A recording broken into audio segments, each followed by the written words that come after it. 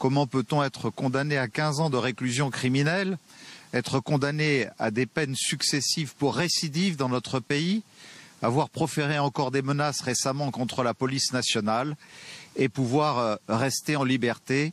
Une menace pour à la fois la police, mais pour chacun de nos concitoyens dans ces conditions-là. Personne ne peut le comprendre, personne ne peut l'admettre. Il est temps que des mesures soient prises pour mettre hors d'état de nuire l'ensemble de ces personnages. Nous dire que parce qu'ils n'étaient pas fichés S, on pouvait considérer qu'ils n'étaient pas radicalisés, c'est expliquer l'inexplicable et excuser l'inexcusable. Aujourd'hui, une fiche S, c'est une simple fiche de renseignement, mais au-delà de cela, il y a des personnes non fichées S qui représentent tout autant de dangers, qui sont pour autant sur d'autres fichiers, qui sont parfaitement identifiés comme étant une menace permanente pour l'intégrité de la nation et pour chacune et chacun de nos concitoyens. Il faut tout simplement les mettre hors d'état de nuire. Hors d'état de nuire, ce sont vos mots, effectivement, Christian Estrosi. Paris et Nice, vous l'avez rappelé, qui ont connu des attaques très graves. Certains fustigent, on l'a entendu, tout au long de cette journée, les policiers qui avancent que le service de renseignement a été brisé ces 10 dernières années. Quelle est votre position sur ce sujet ?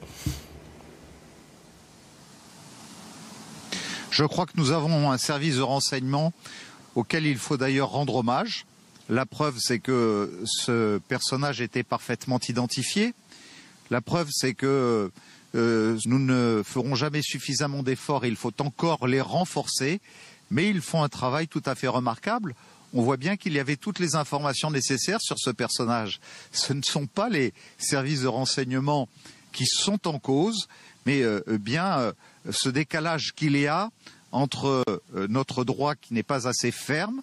Nous sommes en état de guerre, nous le disons depuis très longtemps, que ce soit la majorité ou l'opposition dans notre pays. Ici à Nice, comment un Tunisien qui avait été condamné pour violence pouvait encore être dans notre pays et agir comme il a agi le 14 juillet dernier. Et à chaque fois, c'est la même chose. Eh bien, on ne peut pas gagner la guerre avec les lois de la paix.